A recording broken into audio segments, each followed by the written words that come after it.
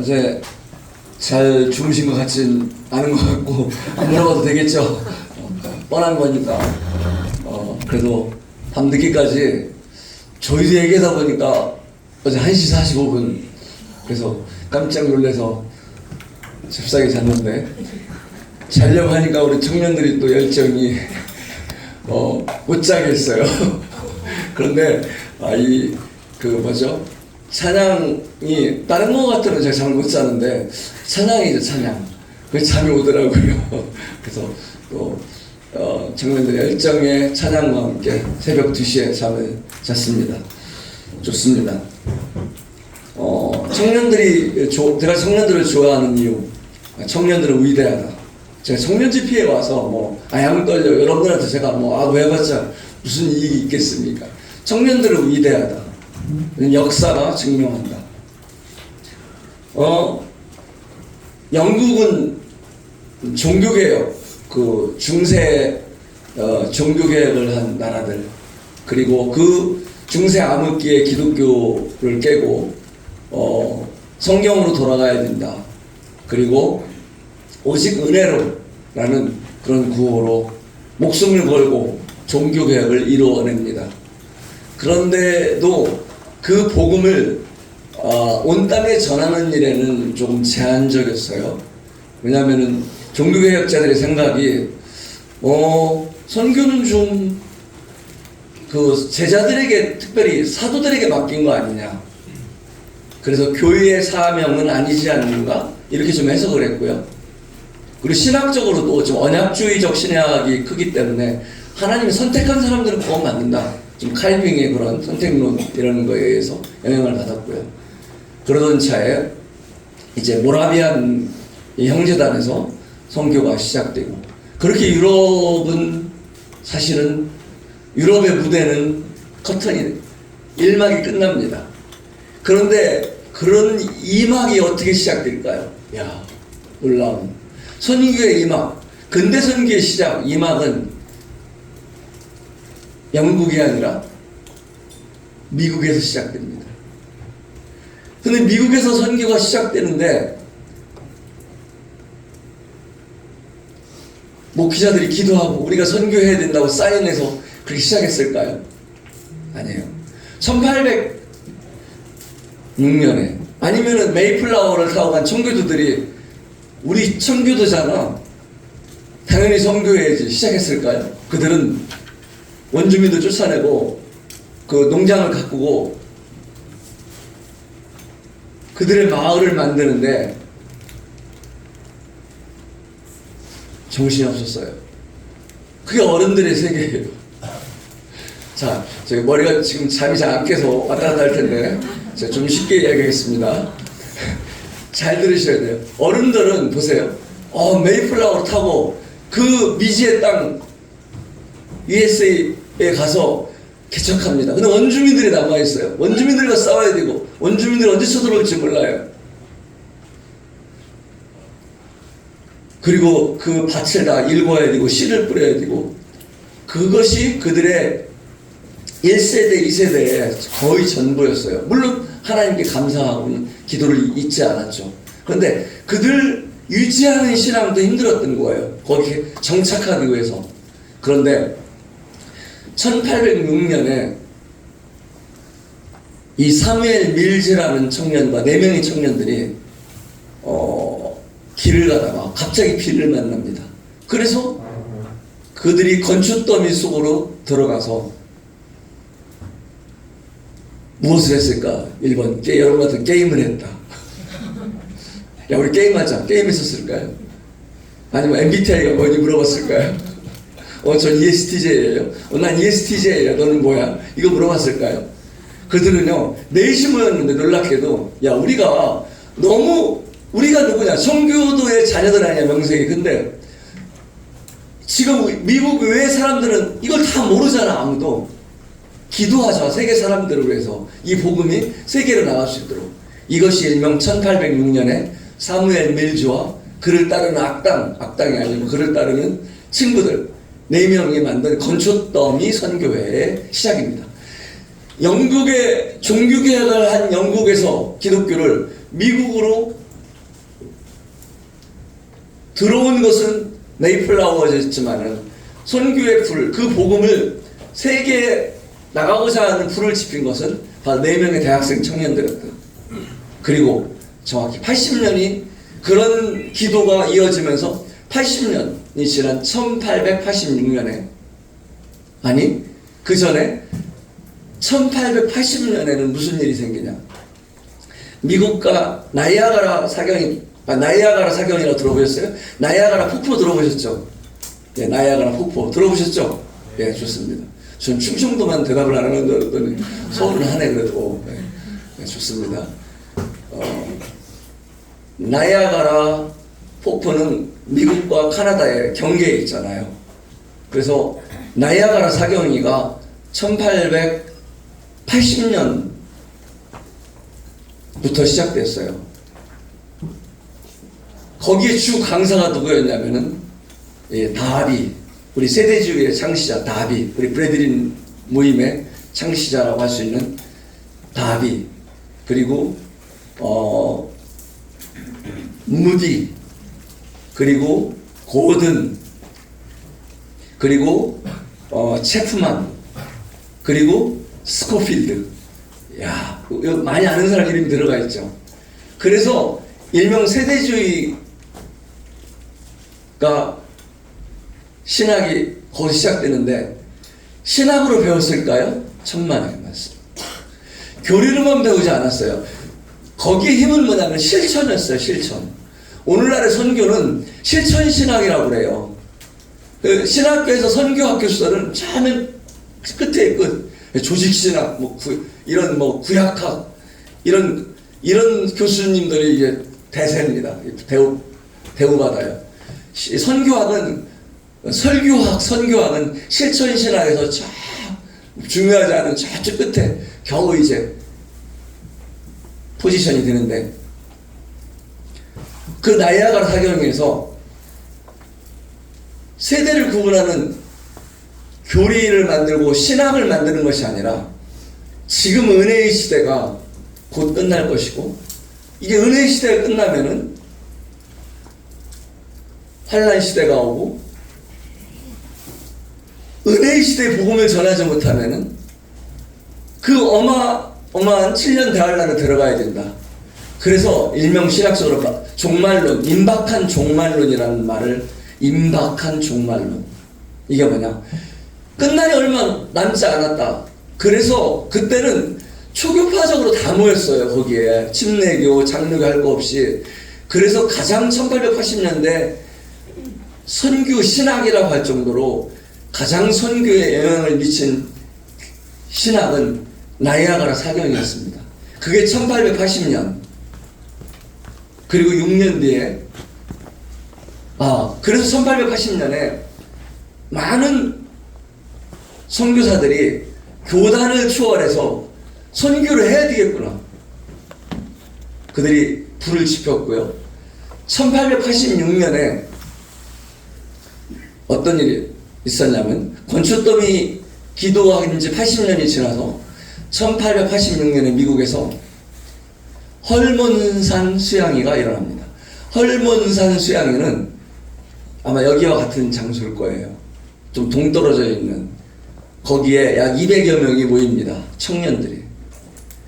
거기에 리더는 우리 피어선이라는, 평택의 피어선 신학교, 지금은 바뀌었죠, 교명이. 피어선, 그리고 D.L. 무디.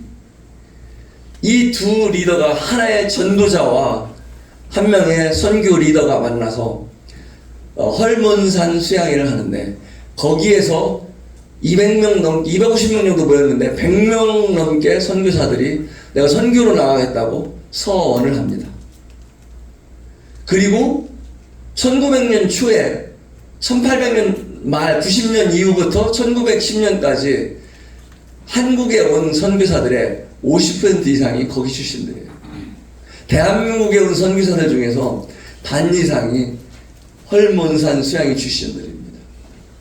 제가 무엇을 얘기하냐면은, 그 중세 기독교의 암흑기를 지나서 영국에서는 종교개혁을 이루었어요. 그 종교개혁을 이뤄서 만인제사장, 성경중심, 예배와 형식과 참된 예배와 교회의 진리를 종교개혁을 통해서 찾았습니다. 그 암흑기에 있었던 기독교를. 그런데 그 소중한 교리를 전하지는 못했어요. 그것을 전하는 것은 미국에서 시작됩니다. 그 무대가 미국으로 와요. 그 미국의 주역들은 누구였냐? 바로 청년들이었다. 놀랍잖아요. 청년들에게 무엇이 있을까요? 실천의 힘이 있어요. 실천의 힘이. 딸린 식구가 없거든요. 실감나죠, 영배? 영배 선생님 그렇다고 그래요. 딸린 식구가 둘이 있거든요. 셋이거든요, 총 합이. 딸린 식구가 있으면은 여러 가지 제한을 받죠. 왜냐면 딸린 식구와 함께 살아가는 것을 일단은 그 메이플라워를 타고 미국에 왔지만은 일단 농장 개척을 해야죠. 틈틈이 오는 원주민들 쫓아내야 되고 어떻게 전할 틈이 없는 거예요. 청년의 때는 실천할 수 있는 힘이 있습니다. 그래서 제가 청년을 좋아하는 것들은 제가 여러분들을 좋아하는 이유는 여러분들이 무슨 생각을 하든 이 수양관에서 나갈 때 무엇을 담고 가든 그 담고 가는 것들이 여러분들을 변화시킨다는 거예요. 놀랍게. 그리고 그 힘이 똑같은 인풋에 비해서 아웃풋을 보면은 어른들에 비해서 상당히 왜냐하면 여러분들은 신념이 경험이 많지 않기 때문에 신념화된 것들이 많지 않아요. 그래서 정말 무엇을 심느냐가 정말 중요해요. 그 세상에 4명의 친구들이 우리만 천국 가고 우리 엄마 아빠들은 지금 농장 일 보느라고 바빠 죽겠는데 우리 기도해야 되는 거 아니야? 그 4명이 기도했어요. 사무엘, 밀스. BP에서 가다가 시간이 엄청 많아서? 아니요. 일상 속에서 BP에서 건축더미 속에서. 그리고 1886년에 우리 시대에 그들이 헐문산 수양에서 외쳤던 것은 우리 시대의 영광을 보게 하소서. 다음 세대로 책임을 미루는 것이 아니라 우리가 청년인 우리 시대에 주의 영광을 우리가 보자. 우리가 하나님의 복음을 전 세계에 갖고 나가서 주님의 영광이 전 세계에서 주님의 복음이 역사되는 것을 보자. 그래서 주님께 영광을 돌리자. 우리 시대에 이전 세대 탓하지 않고요. 다음 세대에 미루지 않았어요. 역할들입니다. 여러분 이 시대에 살고 있는 여러분들의 책임입니다. 오늘 그걸 기억하면서 이 아침에도 설레는 마음으로 저는 여러분들 앞에 섰습니다. 비록 눈이 약간 부시시하지만 여러분들 눈은 저보다 더 부시시하지만 좀 설레봅시다. 참 이게 경제적으로 미국이 그러면서 경제적으로 미국이 딱 부흥을 합니다. 뭐 스스로 자기 주관적인 해석일 수도 있어요. 근데 미국이 왜 이렇게 부강했을까? 저는 그 미국 선교를 하나님께서 지지해 주셨다고 믿습니다. 그리고 어느 날 대한민국에 미국에 이어서 선교사 파송 지금은 22,000명대입니다. 세계 2위의 선교 파송국입니다. 다른 나라에. 대한민국이 이렇게 잘 사는 나라가 아니었어요. 이렇게 먹을 게 넘치는 다이어트 해야 되는 나라. 못 먹어서 문제가 아니라 다이어트 해야 되는 나라. 이거 막 가서 PT 받고 해야 되는 나라. 언제부터 우리가 이런 나라가 되었습니까? 너무 정말 맛있는 거 많고 그런 나라에 우리는 살고 있습니다. 저는 이런 것들을 우리 자신들을 위해서만 사용하면은 정말 너무 넘쳐서 문제라고 생각해요. 물론 여러분 청년의 시대 때는 가진 게 아무것도 없죠. 확정된 것이 없고 그게 불안하고 그것을 향하여 열심히 달려가고 있는 시기이지만은 그거 잡아본들 그렇게 여러분들 만족하지는 못할 겁니다. 다만 지금 우리 제자로 산다는 것은 무엇인가? 어쩌면은 주님의 제자로 살아갈 때 우리가 선교를 나가지 않는다더라도 큰 일꾼이 되지 않는다더라도 내 삶 속에서 어제 배웠죠? 주님의 제자는 주님을 따라가는 사람입니다. 그리고 자기중심성을 부인하는 사람이다. 그리고 내 마음에 자기 십자가를 진다는 것은 실제 나무 십자가를 지는 것이 아니라 주님을 채우는 것이다. 그래서 정말 그건 실천적이다. 성경을 공부할 때 꼭 정말 실천적으로 내가 할 수 있는 것들이 무엇인가까지 공부하면은 우리가 변화될 수 있다고 생각합니다.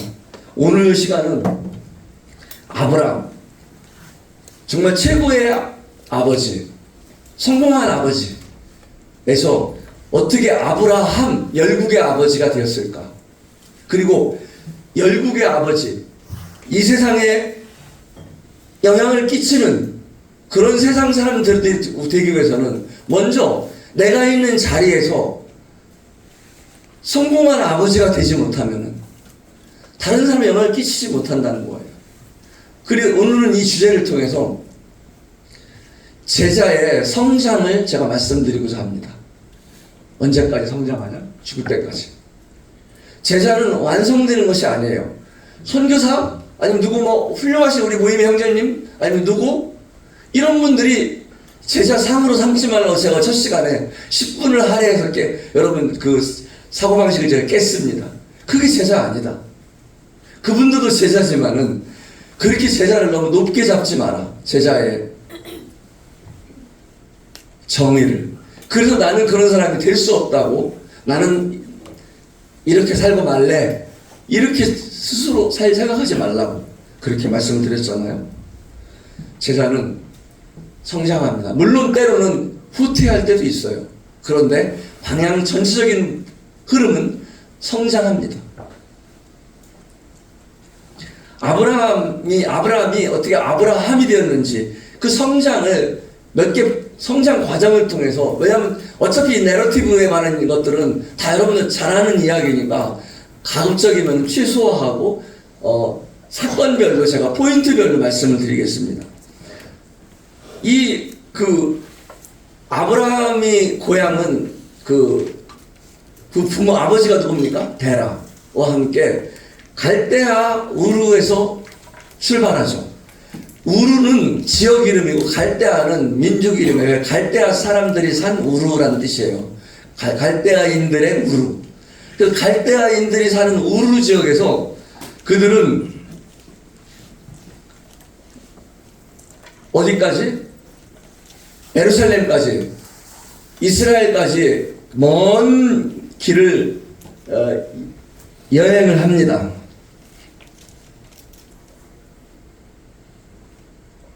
네.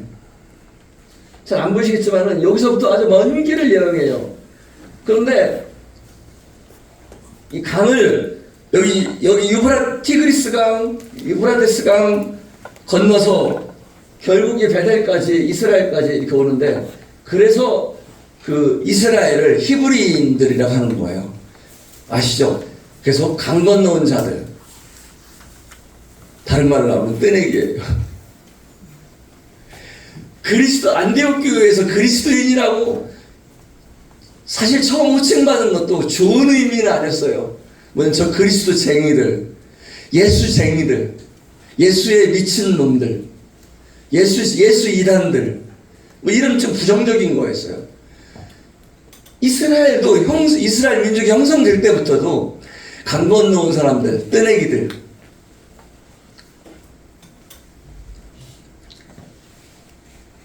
이들이요, 이 우상의 나라에서 철저하게 이방신을 섬기는 우상의 나라에서 분리가 됩니다. 먼저 하루아침에 붕 날라와서 베들레헴을 올 것 같죠? 그렇지 않는 것. 이 여정이 필요한 거예요. 이것들은 성장의 여정입니다.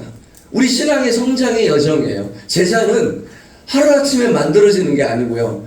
완성되는 게 아니고 우리는 과정마다 성장해가는 과정이 있어요. 때로는 후퇴할 수도 있고요. 그래서 이 하란까지는 아버지 데라와 함께 오죠. 여러분들의 신앙도 어쩌면은 굉장히 여러분들이 잘나서 여기까지 온 것 같지만 사실 자세히 보면은 제가 우리 이백유 선생님 어디 갔어? 저 있구나. 알거든요. 저 아버님은 이관노란 분이고요. 아주 제가 좋아하는 우리 형제님이에요. 그 엄마도 잘 알고요. 다. 그러니까 저 알죠. 어떤 가정에서 컸는지. 그러니까 사실은 부모님의 신앙에서 여러분들의 어쩌면 신앙이 지금은 오버랩돼 있고 여러분들이 오버랩돼 있는 신앙에서 이제는 자기의 신앙을 찾아가는 과정 그 시기를 살고 있어요. 그동안에 여러분 솔직히 교회 나오고 싶어 나왔습니까? 야 빨리 안 씻어 벌써 9시야 너 떼어놓고 간다 온갖 그냥 이 잔소리에 그래서 막 희몽사몽간에 또 딸들을 머리 엄마가 차에서 이렇게 머리 묶어주고 이렇게 가면서 교회 다녔잖아요. 주일학교도 그렇게 살다 주일학교 중학교 학생이 고등학교 거쳐서 대학교 딱 들어가 보니까 아싸 자유다. 환경이 틀린 거예요. 캠퍼스에 가보니까 막 야 이거 애들 장난이 아닌데 굉장히 핫한데 이것들 봐라 굉장히 세계가 세상은 넓다. 시간은 부족하고 부모님은 안 계시고 아싸 얼마나 신나요. 대학 1학년 들어가 보니까. 근데 놀아본 놈이 논다고 세상에 놀아봤어야지. 그냥 주변인으로서 쭈삣쭈삣 우리 강 건너온 사람이라니까요. 그러니까 우리 정체성이 헷갈려요. 차라리 뭐 술을 마셔봤어야죠. 뭐 놀아봤어야죠.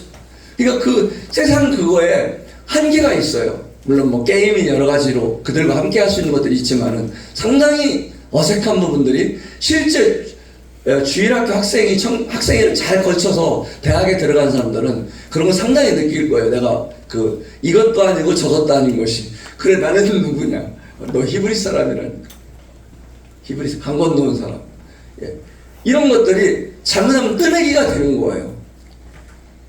베델에 내가 정착이 돼서 내가 세팅이 돼서 신앙이 정착이 돼서 나의 정체성을 찾을 때 아니 나 이스라엘 사람이거든.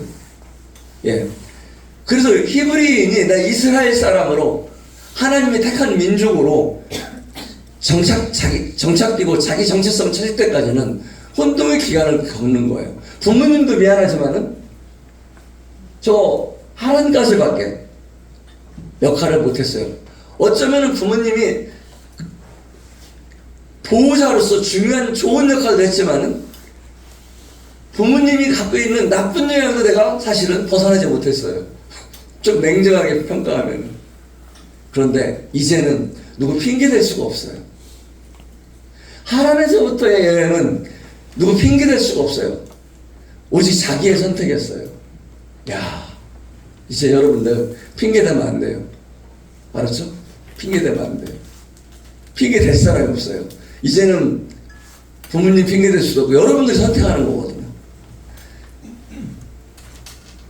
여러분들 얼마나 부모님의 신앙으로부터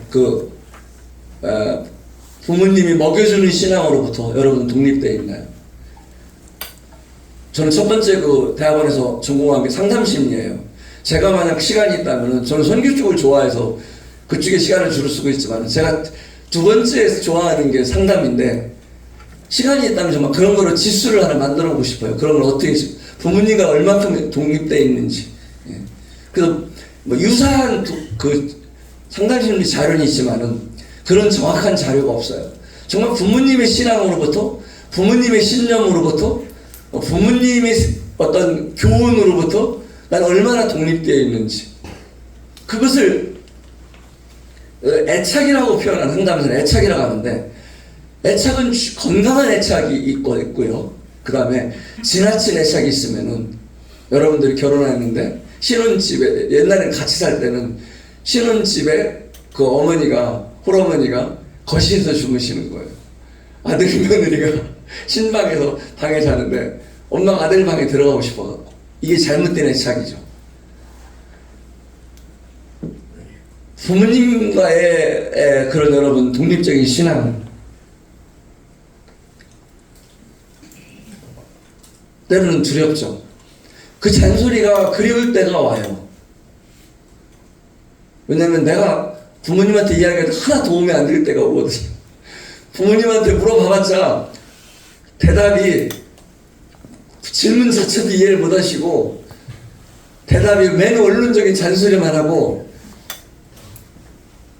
그래서 나중에 통보로 바뀌죠. 상해가 통보로 바뀌고. 그런데 나중에 그 부모님의 잔소리가 지겨울 때가 온다니까요. 지겨울 때가 아니라 그리울 때가 온다니까요. 그리울 때가 와요. 여러분 지금은 안 그리울 거예요. 지겨울 텐데 그 부모님의 소중한 것들을 내가 어떻게 물려받을 수 있을까? 그리고 이제는 내가 부모님의 신앙이 아니라 나의 신앙을 내가 어떻게 갖고 저 베델까지, 저 이스라엘까지 하나님에서부터 그 남은 여정을 할 수 있을까? 이것들은 여러분의 여정인 거예요. 그 과정 속에서 이루어가는 것들이 바로 제자로 성장해 가는 거예요. 완성되는 것이 아니라 성장해 가는 겁니다. 수많은 실패를 통해서.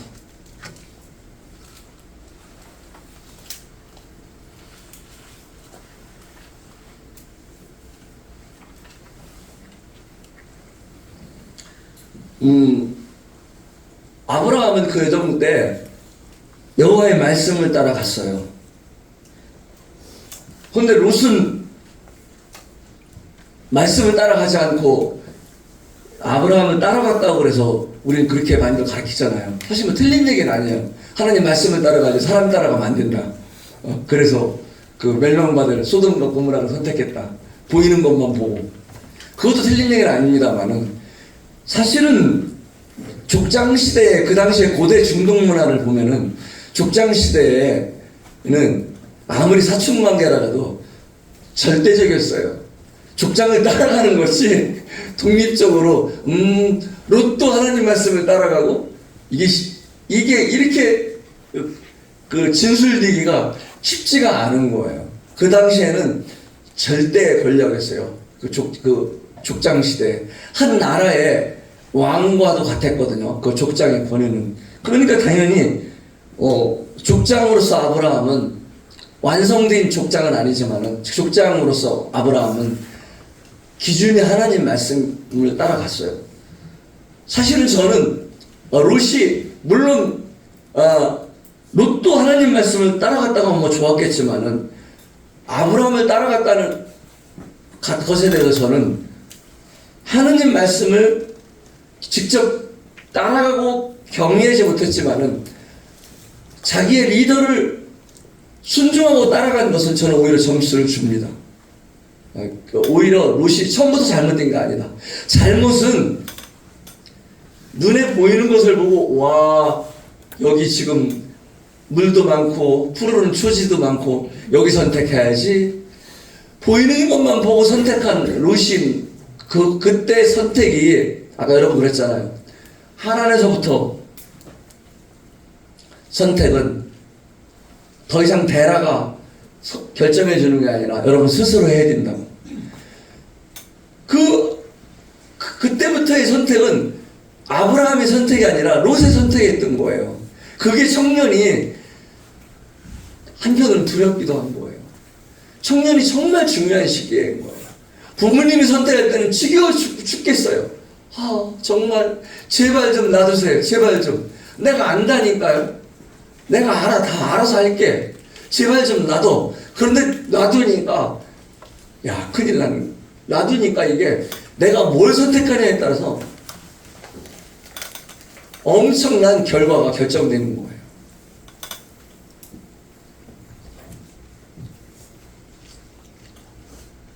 아브라함은 하나님 말씀을 따라갔고요. 너무 엑설런트하죠. 롯도 족장 아브라함을 따라갔습니다. 좋습니다. 굿. 그런데 그 다음에 다음 단계에 가서 그 다툼이 있을 때 롯은 보이는 것을 선택합니다. 우리가 스스로 선택해야 하는 것들이 바로 제자 형성에, 제자가 성장하는데 첫 번째 관문입니다. 자, 제자 성장의 첫 번째 관문은 뭐다? 선택이다. 따라해 보겠습니다. 제자 성장의 첫 번째 관문은 선택이다.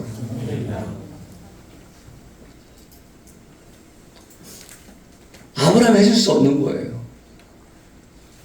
롯 일로 와봐. 저거 멋있어 보이지? 큰일 나. 보이는 대로 선택하면. 그렇게 하시지 않았어요. 기회를 주는 거예요. 여러분 부모님들이, 여기 청년이 교사들이, 장명제님들이 청년이 교사들에게 책임을 지고, 청년이 교사들은 청년 리더들에게 캠프 한번 계획해봐. 그래서 자꾸 내려주는 거예요. 아니 거기 광림 가지 말고 불도 안 켜고 깐깐해. 딴 데로 가. 아니 저기 무서웠어요. 잘못된 대로 내가 스스로 끌려온 건 아니겠지. 뭐 이런 거 다 결정하고, 아니 그거 아침 식사 너무 그거 아침이라서 7시에 일어나라고 그래. 아니 7시부터 경건이 밥 7시에 먹어. 다 하면은요 선택할 게 하나도 없잖아요. 근데 우리 책임이 하나도 없어요. 근데 우리가 결정하고 책임진다는 것은, 여러분들이 8시부터 9시 아침 식사를 9시 반까지 약속했으면은 새벽 3시에 잤던 4시에 잤던 밥을 안 먹던 9시 반에는 정확히 앉아 있어야 되는 거예요. 이게 책임인 거예요. 이게 제자의 길에 선택의 책임. 여러분들이 새벽 3시에 자든 4시에 자든, 아니 온라인 하든 no problem. 그럼 어쩔 거예요. 잠이 안 온다는데, 잠자기 싫다는데. 얘들아 제발 자. 의미 없어요. 그럼 왜 그렇게 해요? 그래 좋아. 굿 초이스. 아니 굿 초이스를 할 거죠. 그래 이거 초이스. 그런데 중요한 건 9시 반에 눈 좀 크게 뜨고 앉아 있어라. 니는 아침 먹기 싫으면 먹지 마. 배고프면 지도 손해지 뭐. 그런데 그 대신에 오래 안 먹으면 입에서 냄새 난다. 양치질 아무래도 입에서 냄새 난다. 너네들 아무리 화장만 해도 입에서 냄새 나면 좋겠어 안 좋겠어? 안 좋아요. 그럼 뭐 좀 먹어야 되겠어 안 먹어야 되겠어? 먹을게요. 이것도 한두 번이야. 자기 선택하는, 자기가 저 안 먹을래요. 그래도 그럼 먹지 마. 근데 9시 반에 와 있어야 되는 거예요. 이게 제자로 성장해 나가는데 상당히 나에게 주어지는 선택 앞에서 내가 어떻게 결정해야 돼. 그 책임이 있다.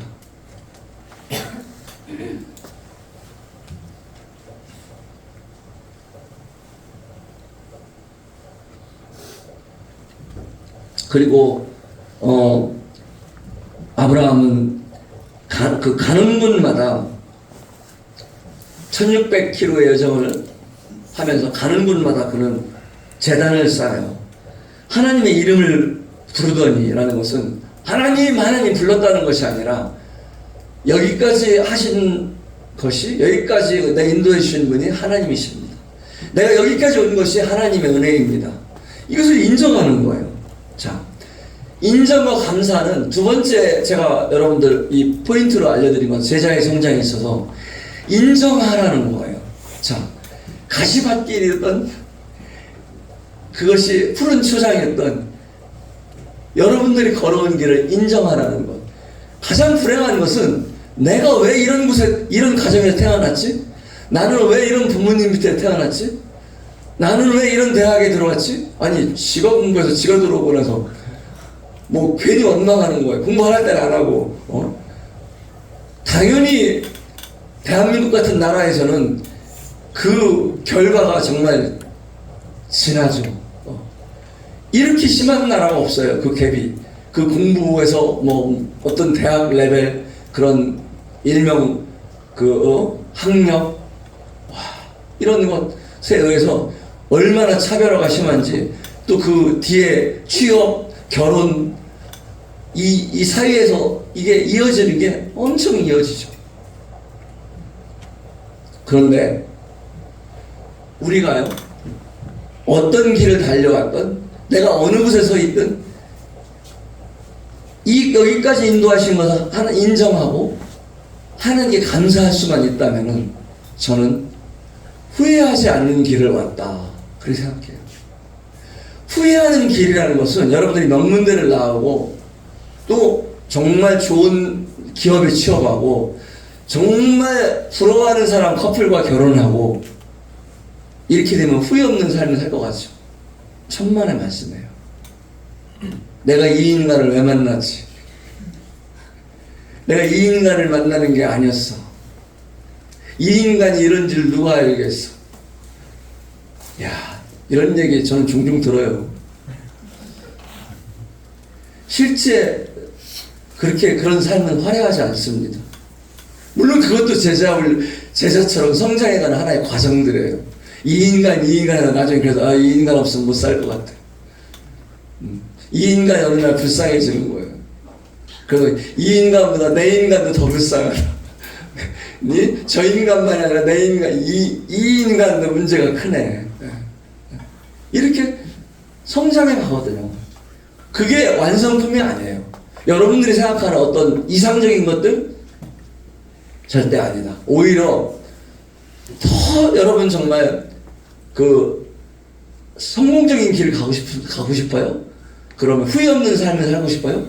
그러면은 어떤 길을 달려왔든 지금 내가 어느 길에 서 있든 지금 있는 곳에서 최선을 다하고 그것을 인정하고 감사하라는 거예요. 하나님이 인정하라는 거죠. 여기서 최선의 길을 찾으라는 겁니다. 그렇지 않으면은 너무나 그 격차가 크게 벌어집니다. 뒤로 뒤돌이킬 수가 없어요. 여러분 대학도 물론 편입해서 딴 데 갈 수 있어요. 그럴 수 있죠. 근데 그거 아세요? 편입하면은요, 여러분 죽을 때까지 최종 학교 졸업증명서를 떼우면은 최종 2년 3년 가면 떼우면 될 것 같아요? 아니에요. 4년 걸 다 떼워야 됩니다. 대학 4년 걸 반드시 떼워야 돼요. 편입해도 그대로 살아남습니다. 돌이킬 수가 없어요. 그러니까 그런 것들을 자꾸 지나가는 것들을 안타까워하고 후회하느니 지금 현재의 자리에서 내가 최선을 다할 수 있는 것은 무엇일까? 그리고 하나님께 감사하고 그 하나님을 의지하고 하나님을 의탁하고 한 발을 나아가는 것. 그러고요, 여러분들이 1600km의 아브라함이 여정을 통해서 또 있었던 것들은 이제 다 막상 내가 어느 정도 베델 가나안에 들어온 거예요. 나는 정착했다고 한 거예요. 여러분들도 어느 정도 이제는 신앙이 좀 안정됐다고 생각할 때가 있을 거예요. 좀 안정됐다. 그런데 안정됐다고 생각했을 때 기근이 와요. 참 아이러니예요. 왜 이럴까? 안정됐으면 기근 이런 걸 안 왔으면 좋겠어요. 우리 생에. 그냥 좀 해피한 걸로 쭉 이끌어 주셨으면 좋겠는데 그렇지 않아요. 내가 이제는 직장도 잡았고 그래서 나는 연봉도 좀 되고 이제 결혼도 좀 했고 다 이루어진 것 같아요. 그런데 그게 아니에요. 생각지 않은 일들이 벌어지는 거예요. 기근이 옵니다. 그 기근이 왔을 때 우린 또 어떻게 할 건가? 애굽으로 내려간 것은 절대 아브라함이 그렇게 엉터리 인생을 사는 사람이 아니에요. 그는 훌륭한 믿음의 조상이었다니까요. 근데 아브라함이 보세요. 가나안에는 약속의 땅에는 메말라서 심으면 다 죽어버리고 거기 있으면 죽는 거예요. 그런데 나일강을 그 물줄기를 따라가다 보니까 애굽이 나오는 거예요. 오, 이건 뭐야? 애굽은 끄덕도 없어요. 기근에 전혀 문제가 없어요. 풍요로움 자체예요. 거기서 나 죽을래. 나 죽으면 죽었지. 이스라엘에 남을래. 이거는 쉽지 않아요. 저는 그렇게 생각해요. 과연 하나님이 원하시는 것이 그걸까? 막 바늘로 찔러면서 안에 참아야 돼. 다른 생각, 나쁜 생각이야. 찔러가면서 아야 하면서 또 그래 참아야 돼. 그렇게 우리가 금욕주의자로 하나님이 사는 걸 기뻐하실까요? 그렇게 살아오는 사람들이 있어요. 중세 기독교 역사에 보면 수도원이에요, 수도원.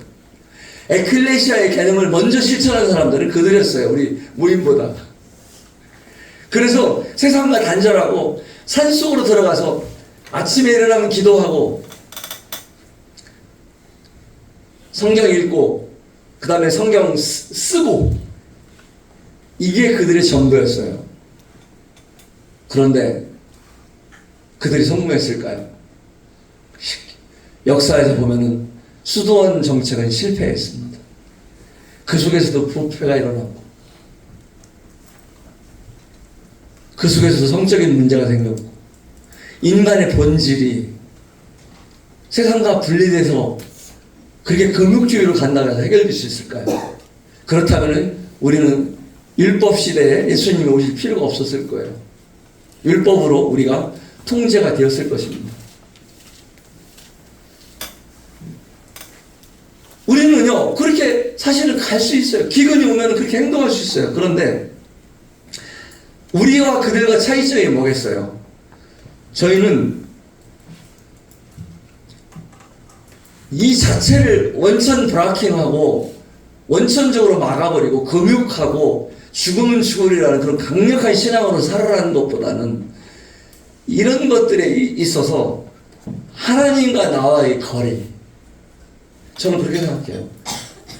우리 요즘 많은 수치화하는 것들이 있잖아요. 하나님과의 나와의 거리, 그 다음에 온도. 그걸 어떻게 알아요? 쉬워요. 저는 막 죽을 상으로 있는 청년들이나 이렇게 막 부부들 못 살겠다고 도장 찍겠다고 막 오는 사람들 있으면은 얘기를 쭉 들어봐요. 그렇게 결국은 답이 없어요. 이 인간하고 못 살겠다는 거예요. 아니면 그냥 정말 힘들어서 못 살겠다는. 근데 그래요 제가. 최근에 경건의 시간을 하고 있는지. 그런 걸 왜 물어보냐고 그래요 저한테. 그래서 아니 경건의 시간을 하고 있냐고. 예. 어떤 사람은 하고 있다는 사람도 있어요. 그러면 요즘 뭐 어느 말씀 읽냐고. 그 다음에 그 말씀 가운데 요즘 최근에 하나님께서 말씀하시는 거 들어봤냐. 대답하는 사람이 없어요. 이런 중요한 문제에 봉착되어 있는 사람의 특징이 뭐냐면 경건의 시간을 거의 안 한다 하더라도 읽고 에이 짜증나고 읽고 에이 짜증나고 읽고 끝내버린다. 실제 그 말씀이 내 안에 들어올 틈이 없다는 거예요. 그걸 거부한다는 거예요. 제가 여러분들에게 제자로서의 성장의 과정에 말씀드린 거는 우리가 환경을 초월해서 그렇게 수도원 생활처럼 그렇게 살아라는 게 아니에요. 때로는 어느 날 보니까 여러분들이 애굽에 와 있으면은 어느 날 거길 따라가고 있으면 나도 모르게 가고 있어요. 가고 있으면은 그때 뭐라는 거예요. 내 안에 그 거리를 하나님과의 거리를 그 온도계를 측정할 수 없으니까 내가 하나님 경건의 시간을 내가 하고 있는지 하나님 말씀이 나에게 하고 있는 게 있는지 내가 어떻게 뭘 해달라고가 아니라 기도는 여러분 처음에는 무엇을 해달라고 구해요. 그러다가 나중에 기도가 어떻게 바뀌는지 아세요? 주님 뜻대로 해달라고 그래요. 결국은 또 어떻게 바뀌는지 아세요? 주님의 뜻을 알게 돼요. 놀랍죠? 저는 이걸 해달라고 기도를 시작했는데 나중에 주님의 뜻을 알게 돼요. 그래서 주님 뜻대로 하겠다고 주님의 뜻에 순종해 나가는 게 기도예요. 놀랍죠? 주님 제가요 이번에 뭐도 해야 되고요. 학생에서 뭐도 맡았고요. 뭐도 해야 되는데요. 주님 도와주세요. 이런 기도를 시작합니다. 그 기도에다 네가 정말 학생을 사랑하니? 너 그거 맨날 문제 일으키는 학생에서 기도하는데 너가 그 학생을 사랑하니? 그런 문제에 기도를 하다가 자신을 보게 되는 거예요.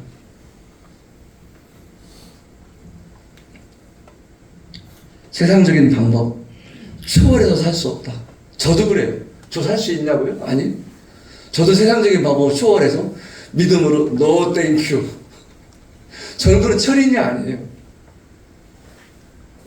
그런데 적어도 그런 원리는 갖고 있어요. 주님과의 거리가 내가 이 선택으로 인해서 멀어지진 않는지.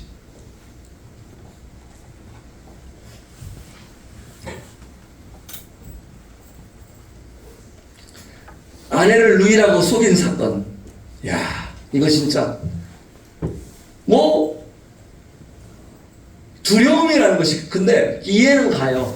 그 1600km의 여정은요, 쉽게 해서 뭐냐면은 우리나라 지금 성지순례하고 아니 뭐 유럽에 무슨 뭐 트레킹 길 그런 걷는 게 아니에요.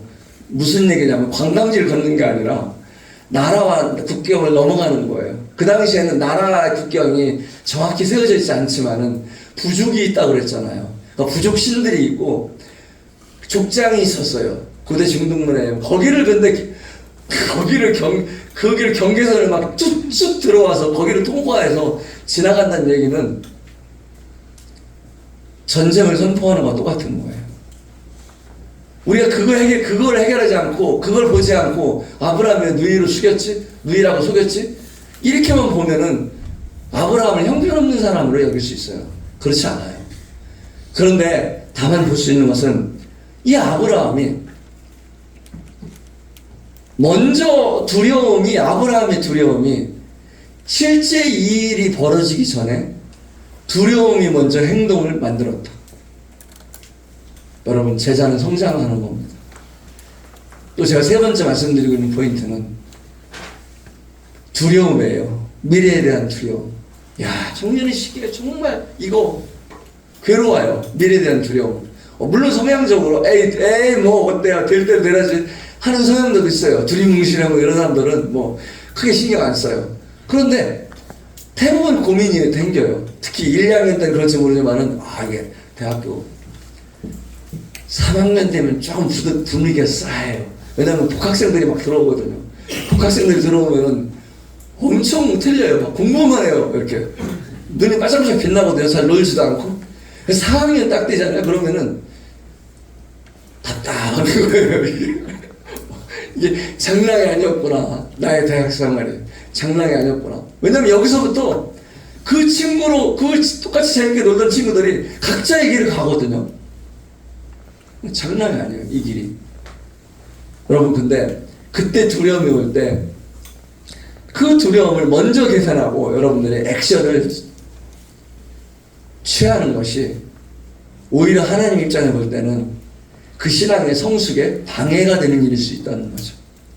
그래서 저는 여기서 오지도 않는 두려움을 미리 걱정하고 미리 대책 쓰지 말고 하나님께 맡겨라. 만약 어떤 문제가 생기면은 직면하라. 회피하지 마라.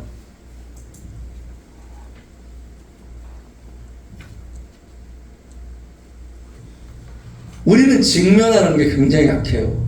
왜냐면 다른 사람에 피해주거나 다른 사람에 당당하게 쓸 수 있는 문화가 아니거든요. 여러분들이 사는 시대는 다 이렇게 문자로 표현하고 전화가 들어오면 당황하는 시대에 살고 있고, 다 그런 뭐 간접적으로 의사표현을 하는 시기들이니까 직접적으로 그런 것들이 굉장히 힘든 시대에 살고 있어요. 표현하고 접촉하는 거에 대해서. 그래서 여러분들 이런 것들 좀 생각했으면 좋겠어요. 대학교 4학년 이후에 어떤 사람이 나한테일까? 어디에 치워갈까? 나의 짝은 누구일까? 백날 그거 해봤자요. 대부분 생각지도 않은 사람이 짝이 되고요. 그리고 짝이 될 것이라고 살짝 뭐 생각했던 사람은 절대 안 됩니다. 절대란 말은 뭐냐면 거의 안 되더라고요. 그러니까 마음 놓고 여러분 청년의 시기에 그런 거 고민하지 마시고, 그리고 취업도 어떤 방향은 대략 여러분 방향대로 될 수 있어요. 근데 그 쉽지가 않아요. 주님을 하지 않으시면. 그래서 끝까지 주님께 맡기고 좀 할 수 있으면 좋겠다. 오히려 분명한 정체성을 저는 숨기지 마라. 제 아내라 이봉 누이였지만은 그래도 누이라고 숨긴 것은 바람직하지 않았죠. 차라리 정체성을 드러내고, 우리가 히브리인인 것을 정체성을 드러내고 차라리 직면했으면은 더 하나님의 은혜를 맛볼 수 있는 기회였다. 그런 부분들을 생각합니다. 베델로 올라가서 그는 이제 실패했지만은 다시 회복하고 축복하는 축복의 시간을 갖습니다. 참 회복이 너무 감사한 거예요. 그 실패조차도 여러분들에게는 손해보는 게 없어요. 하나님은 아브라함의 실패를 통해서도 가축과 은금을 풍부하게 하셨어요. 그렇다고 막 실패를 일부러 하면 안 돼요. 무슨 얘기냐면 실패조차도 배울 수 있다면, 자 따라해 보겠습니다. 실패조차도 배울 수 있다면 값진 실패다. 그런데요, 제가 가장 안타깝게 생각하는 것은 실패하고 또 실패하는 거예요. 똑같은 실패를 계속해서 반복해서 하는 거예요. 정말 안타까워요. 그거는 제자의 삶을 살 수가 없어요. 그렇게 내가 잃어버리고, 그렇게 망신당하고, 그렇게 내가 돈 잃어버리고, 시간 잃어버리고, 사람 잃어버리고, 거기서도 배우지 못했다면은 그 배운 것들이 훗날 나를 성장하게 하는 밑거름이거든요. 아브라함의 그런 연약함을 통해서 재물과 가축과 은금을 얻은 것처럼 적어도 그런 얻는 것도 있어야죠. 언제나 하나님께 돌아오면은 우리는 회복할 수 있습니다.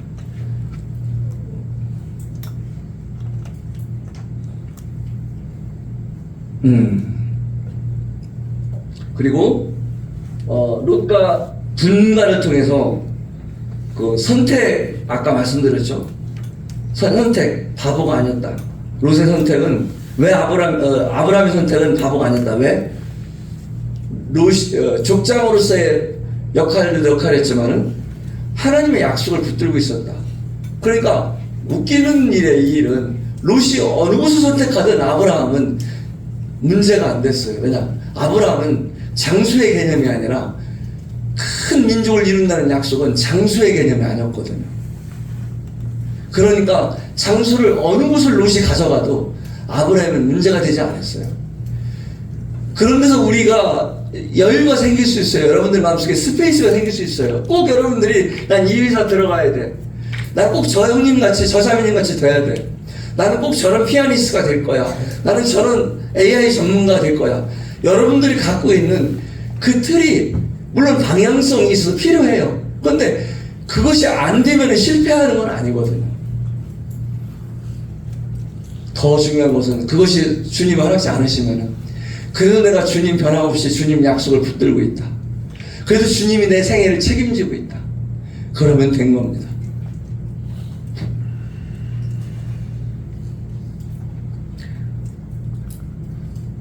롯을 구하는 것 통해서 준비와 훈련도 필요하다. 그래서 여러분 청년의 때에는 훈련이 굉장히 효과가 있어요. 힘들지만 그리고 네, 시간 관계상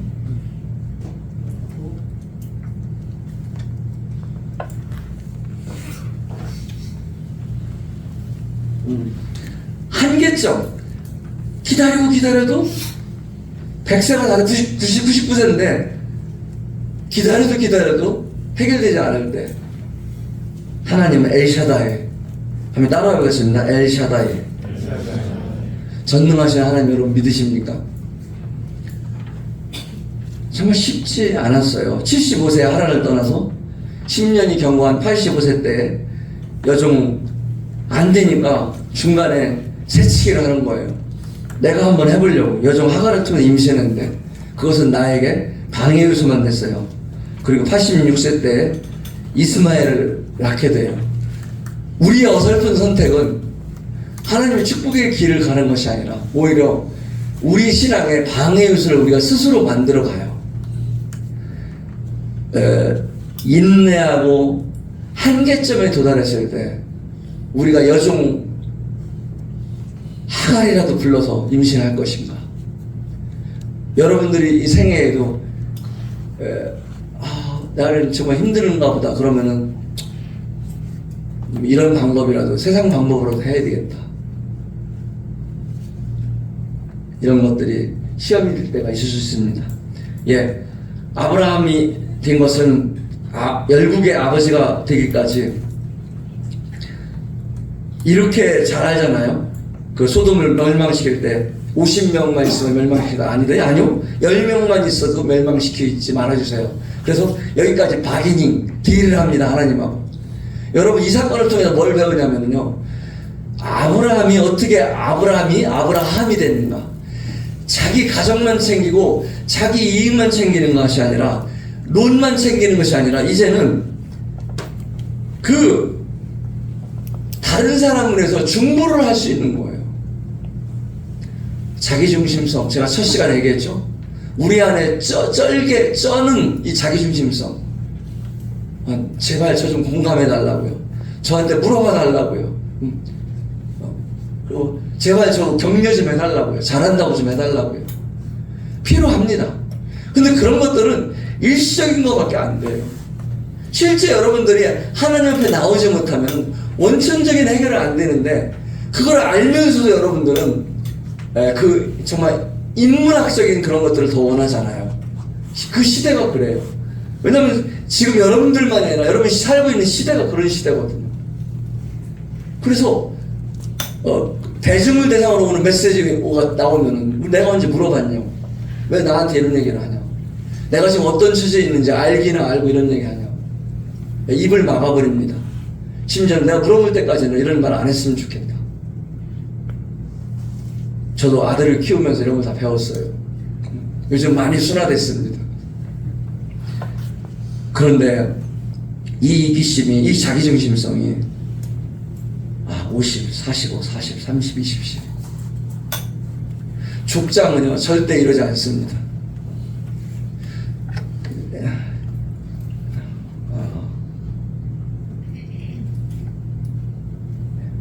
족장은 절대 이러면 안 돼요. 족장은 절대 이러지 않습니다.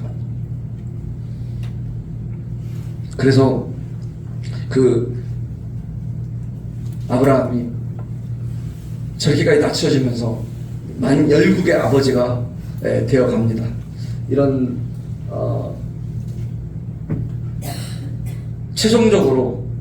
최종적인 순종을 통해서 하나님이 준비하시는구나, 이것들을 경험한 아브라함. 신앙성경의 교과서에 같아요. 이 이야기, 아브라함의 이야기는. 내가 구원받기 전의 삶 속에 나는 어느 정도 분리되어 있는가, 부모님과의 나의 신앙이, 아직도 부모님과의 나의 신앙에서 나는 어느 정도 선택을 하고 있는가, 나의 선택할 때 기준은 무엇인가, 나의 삶의 여정마다 제단을 쌓고 여호와 이름을 부르는가, 도움을 받기 위해서 하나님보다 세상으로 간절을 없는가, 두려움 속에서도 미리 걱정하지 않고 미리 걱정하는가, 나의 정체성은 분명한가, 나는 인내하며 하나님의 약속을 기다리고 있는가, 나는 나를 위해서가 아니라 정말 나의 옆에 있는 형제 자매를 위해서, 우리 교회를 위해서 정말 간구하면서 매달려 본 적이 있는가. 이것들이 제자가 성장해가는 과정들입니다. 그 과정들을 여러분 꼭 경험해 보시길 바랍니다. 네, 감사합니다.